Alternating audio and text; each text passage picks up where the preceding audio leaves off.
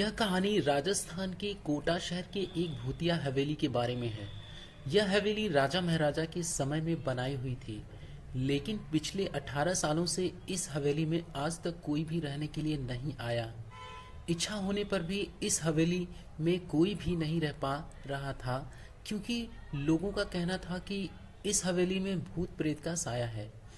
जब अजीत सिंह को इस हवेली के बारे में पता चला तो उसने तय किया कि वो इस रहस्य को जानकर ही रहेगा, क्योंकि लोग इस हवेली में नहीं रह पा रहे हैं। उसने मजबूत इच्छा शक्ति से हवेली में रहने की पूरी तैयारी कर ली। जब उसने हवेली के अंदर जाने के लिए पैर आगे बढ़ाया तो दरवाजे पे किसी अनजान व्यक्ति ने उसे रोक लिया और नजदीक जाके बोला, कौन हो और किधर जा रहे हो? अजीत सिंह ने जवाब देने के बजाय उसने सामने सवाल किया, जी आप कौन? मेरा नाम अर्जुन है और मैं यह पास में ही रहता हूँ। अजीत सिंह ने कहा, ओह अच्छा, मैंने सुना कि यह एक भूतिया हवेली है और यहाँ कोई नहीं आ पाता, इसलिए मैं इस हवेली में एक दिन रुकने का फैसला किया है। अर्जुन सिंह ने कहा, जी हाँ, आपने सही सुना है और आप भी अंदर मत जाइए। मेरी मानो तो आप भी वापस लौट जाइए, यहाँ बहुत खतरा है। यह सुनकर अजीत सिंह खुश हुआ, जैसे उन्हें कोई लॉटरी लग गई हो। अर्जुन ने उसकी खुशी को देखकर बोला, आप क्यों खुश हो रहे हो? आपको तो भूत का नाम सुनकर डर लगना चाहिए। शायद आपको पता नहीं होगा कि मैं भूत प्रेत में काफ़ी दिलचस्पी रखता हूँ। अगर इस हवेली में भूत है तो मैं अंदर जरूर जाऊंगा और सारी सच्चाई का पता भी लगाऊं। इतना कहकर अजीत सिंह उस हवेली में चले गए। अंदर जाके अजीत ने अपनी बैग को साइड में रखा और हवेली के चारों ओर देखने लगा। सारे रूम भी चेक कर लिए। बाद में ड्राइंग रूम में आके सोफे पर बैठ गया। उसने वहां बैठकर दारू के 2-4 पैग भी पिए। वहीं अचानक उस रूम में लाइट का एक बल्ब चालू बंद होने लगा, लेकिन अजीत ने उस पर ध्यान नहीं दिया।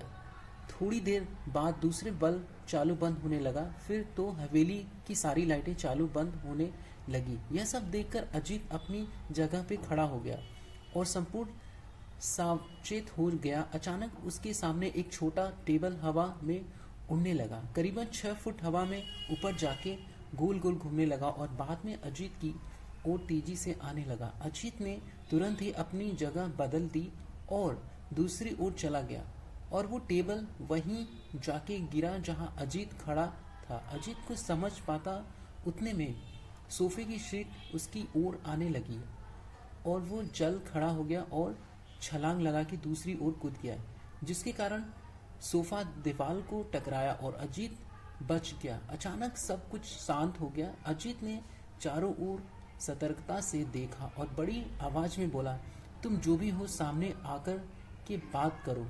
वहीं एक बड़ी चार परछाई उसके सामने आई। अजीत ने उस परछाई को देखकर बोला, कौन हो तुम और क्यों मुझे मारना चाहते हो? परछाई, तुम्हारी भूल के कारण। अजीत, मेरी भूल? मैंने कौन सी भूल की? परछाई, इस हवेली में आने की भूल। मैं किसी को भी इस हवेली में खुश नहीं देखना चाहता। अजीत, लेकिन क्यों? वो परछाई जवाब दिया, आज से 18 साल पहले इस हवेली के मालिक ने मुझे यहीं पे मार डाला था। मेरी कोई गलती भी नहीं थी। इस कारण की वजह से मेरी आत्मा इस हवेली में भटकती रहती है। मैं किसी को भी इस हवेली में नहीं रहने दूंगा, क्योंकि इस हवेली में मेरा खून हुआ था। इस हवेली में जो भी रहने के लिए आएगा उसकी मौत होगी। अजीत ने कहा, मैं तुम्हें अपने असली रूप में देखना चाहता हूँ। तुम्हें मारने से पहले मैं तेरी यह इच्छा अवश्य पूरी करूंगा। और उस परछाई ने एक भयानक दरमियान रूप लिया। उसका चेहरा इतना भयानक था कि अजीत भी एक क्षण के लिए डर गया था, लेकिन दूसरे ही क्षण में उसने अपने आप पर काबू पा लिया। बाद में इसने अपनी जेब में से सफेद पाउडर निकाला और उस भूत की पैर पर फेंक दिया। भूत पर पाउडर पड़ते ही वो जलने लगा। बड़ी बड़ी ज्वाला उठने लगी।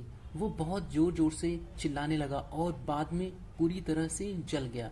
उसके बाद अजीत ने चैन से सांस लिया और वहीं पर सो गया।